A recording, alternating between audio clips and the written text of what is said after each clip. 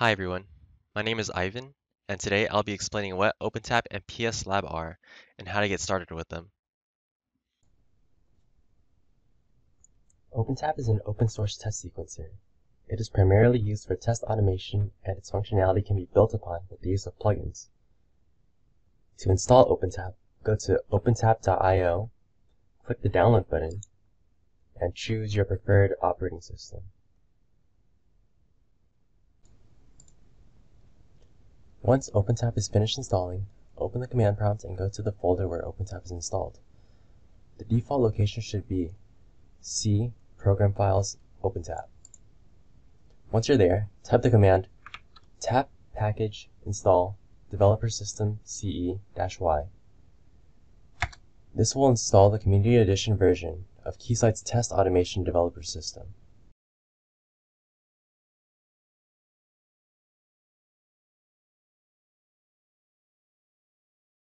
When this finishes installing, you'll have access to the OpenTAP editor, package manager, and results viewer. Now that we have downloaded and installed OpenTAP, let's take a look at PSLab.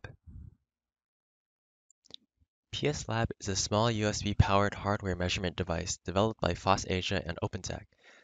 It has many digital instruments built into it, such as an oscilloscope, multimeter, wave generator, power source, and many others. To use these instruments, simply connect two wires to the relevant pins, and you can start measuring. You can also plug in any compatible I2C standard sensors to the PSLab pin slots. PSLab also provides a mobile Android and Python-powered desktop application to run the different instruments that the board provides. More information on PSLab and where to buy the board can be found at pslab.io. In our tutorial, we will be taking advantage of PSLab's Python library to create an OpenTAP plugin that allows for the use of these instruments within OpenTAP. Now, let's get the Python plugin installed for OpenTAP.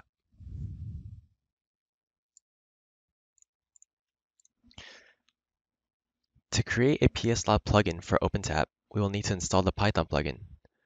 To install this, we can either download the plugin from OpenTAP's website through the Packages tab. We can install it through the command line, or we can go through OpenTAP's Package Manager. I'll be showing you how to install the Python plugin through the Package Manager.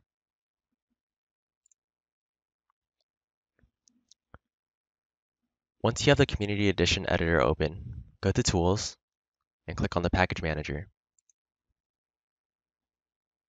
This will open up a window that provides all of the publicly available packages provided by OpenTAP, which we also saw on their website. Go down to the search bar and type in Python.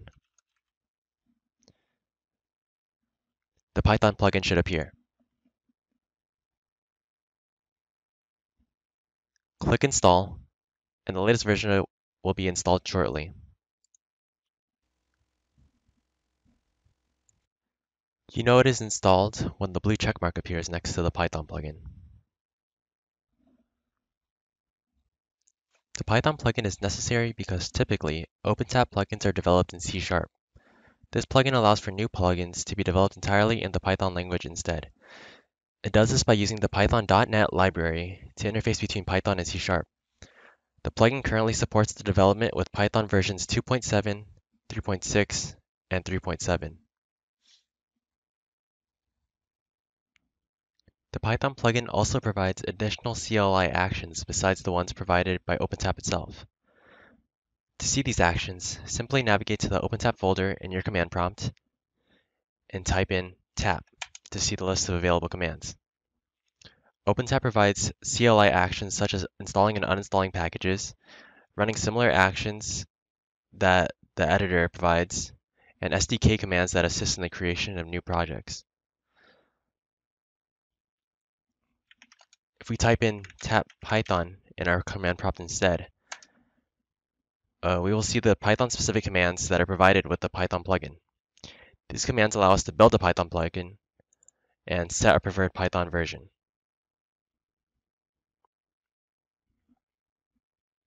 I'll hand it over to Alex now so he can show us how to create our first Python OpenTAP plugin using PSLab.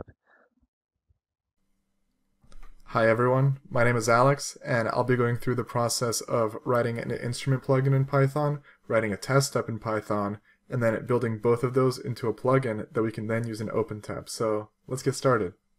So the first step that we need to do is to create the base folder for our plugin. So in our root OpenTAP folder, we can navigate to the packages folder, and then the Python folder.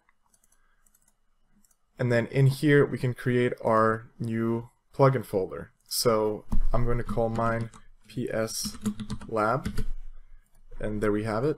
And once we've created the folder, we'll need to copy over the _init_.py file found in plugin example.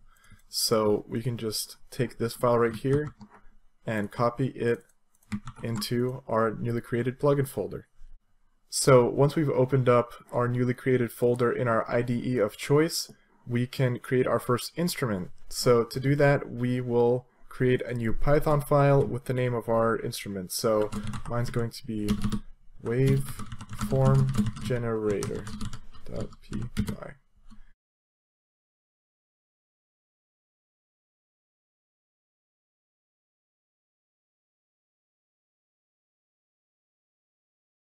Alright, so now we have our basic waveform generator instrument class, and note that right here we are extending the waveform generator class with the instrument type that we got from OpenTAP. And so now we have this basic class, and we'll go ahead and add some more methods.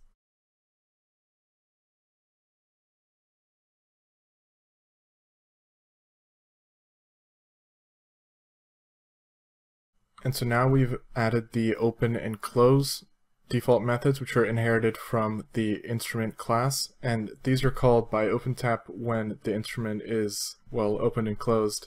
And so right now they don't do anything, but as we'll see soon, these can be used to add functionality to our instrument and help it register with connection handlers and things like that.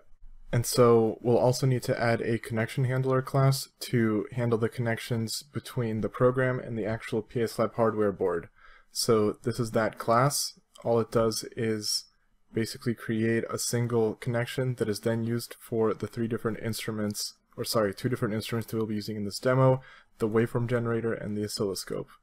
So this is what that class does, and now let's get to making the functionality for the actual instruments.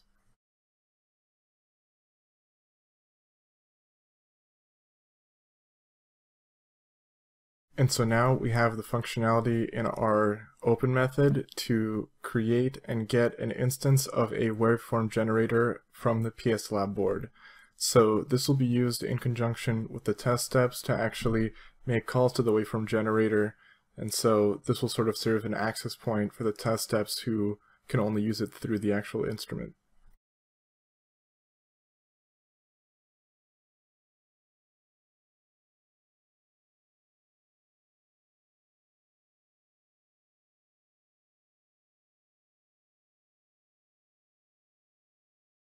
And so now we have this generate method that can be used by test steps and basically exposes the PSLab API's generate method to any other plugins that are in the repository. And so this is what will actually be used by the test steps, again, to call into the Python API of the PSLab board, and in this case, generate a waveform. So now we're going to do the exact same steps that we did with the wave generator to the oscilloscope and create the oscilloscope instrument.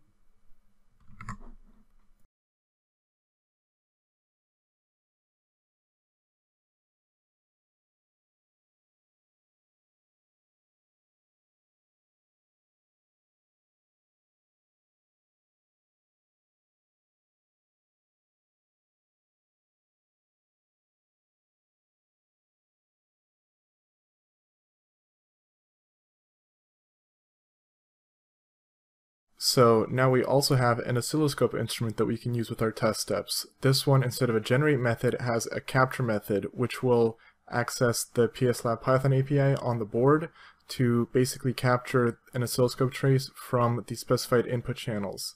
And so this, in conjunction with our test steps, which we will see soon how to make, is going to give us that very cool thing that was shown at the beginning. So in order to actually gain functionality from our instruments, we'll need to create test steps that use them. So in this case, we'll be creating a generate waveform test step for the waveform generator class and a capture test step for the oscilloscope class. So we'll get started with the generate waveform test step. In this case, we're going to be generating a sine waveform. So to do that, well, to create the test step, we'll navigate back to our IDE and create a new file, which I will call, let's see, generate sine wave.py. And so now I'm just going to write the basic bare bones structure of the test class, after which we will go ahead and see how we can add the actual functionality to the test step.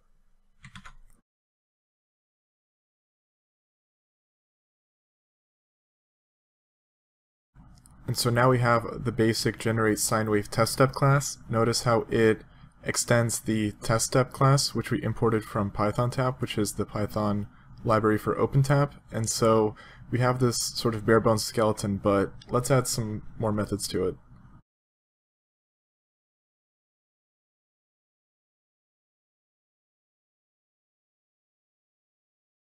So now we've added this run method right here, which is called when the test step is executed. So this is where we'll be adding the bulk of the functionality for the test step. And we also added a couple things just to make it a little bit easier to implement the later functionality that we'll be putting in. This right here is an enum for the sine wave pin, because on the PSLab board, the sine wave is only given off of 2 pins. And so we decided to, make a enum for that to decide which one the sine wave would be generated off of. And then right here is just a method to basically get the string representation of the sine wave pin. So now that we have all of this, let's go ahead and add the actual generating sine wave functionality inside of this run step right here.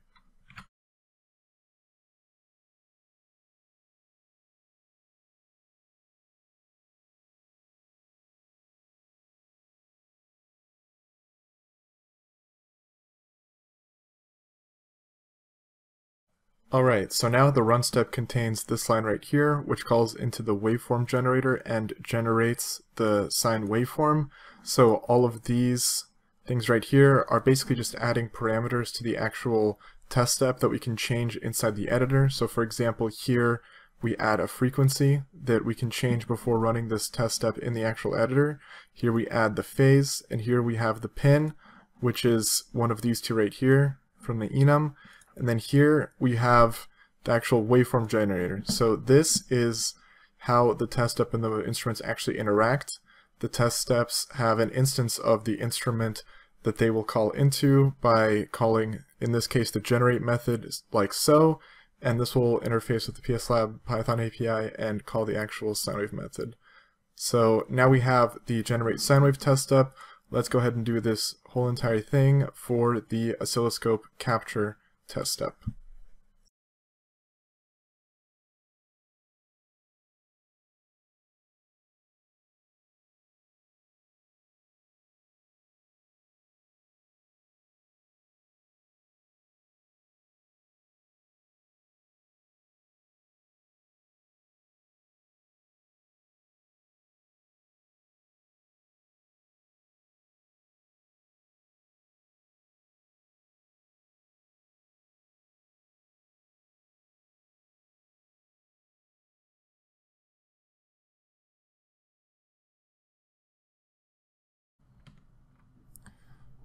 Alright, so now we've written the measure RMS voltage test step, which basically, down here in the run method, as you can see, it calculates a sample count and time gap using this helper function that we wrote up here, and then captures the actual data from the oscilloscope in this method, and then right here, it does some more calculations to basically get the RMS voltage from the data that we captured from the oscilloscope, and then here it publishes the results to be used in result listeners in OpenTAP, such as, graphing things or CSV sort of pipelines and things like that. So, just to briefly recap what we've done so far, we have created 2 instruments, the waveform generator and the oscilloscope, and then we've created test steps for those 2 instruments, which for the oscilloscope we made measure RMS voltage, and for the wave generator we made generate sine wave. So now let's go ahead and build it. So before we can build the plugin, we will need to modify the initial init file that we got at the start. So over here on the left side of my IDE, you can see that we have this initial init file, so these are all old sort of plugins or parts of a plugin that were from the plugin example. So we are going to go ahead and remove this, and we are going to add our individual test steps as well as the 2 instruments that we added.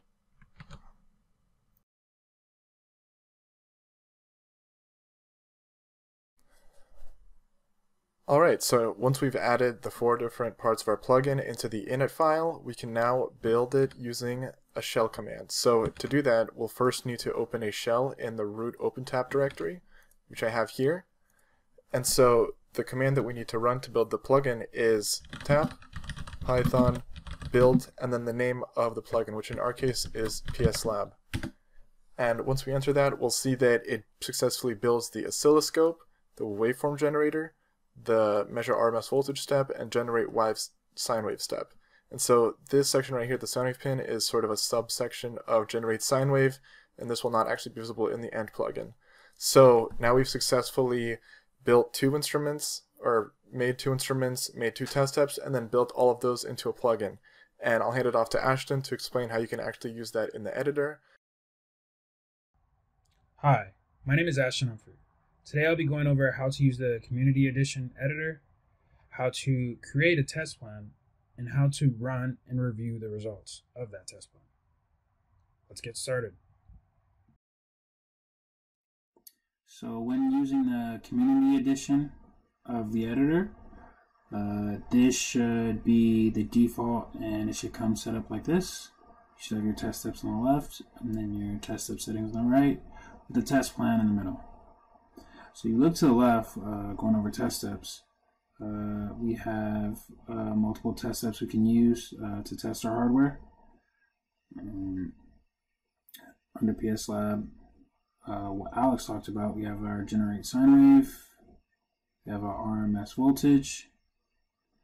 Then if we move, we have our test plan. When we add these, they will generate and be available here in our test plan. And our test step settings is used to modify parameters we want to pass through those test steps. Our log panel is to view what is happening during the execution. And you will see information being printed here after you run the program.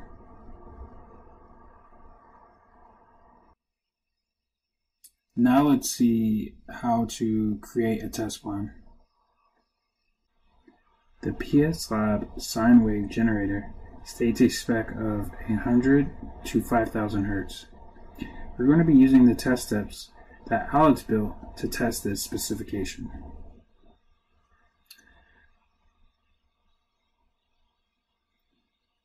Okay. So first, we're going to add some instruments. Do that by clicking on Add New, the plus sign, and then we're going to add our waveform generator and our oscilloscope. Close, click on OK.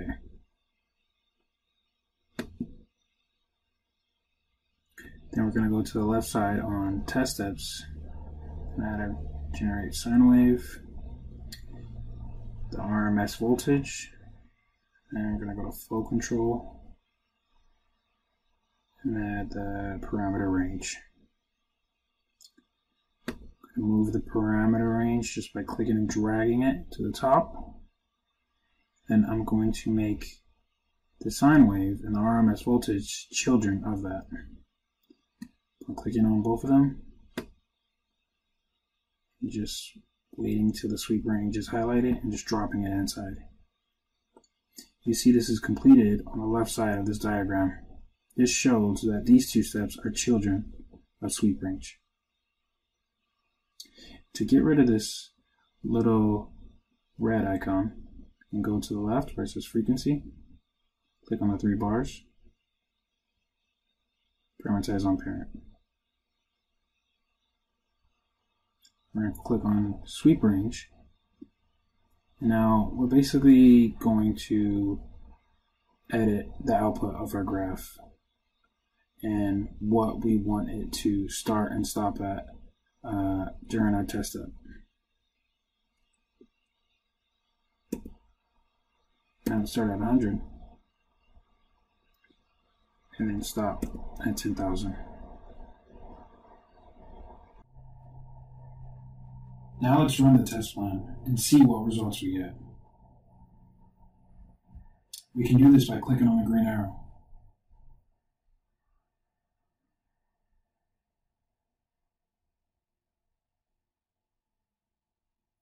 When our test is completed, we can make our way up to Tools, Results Viewer,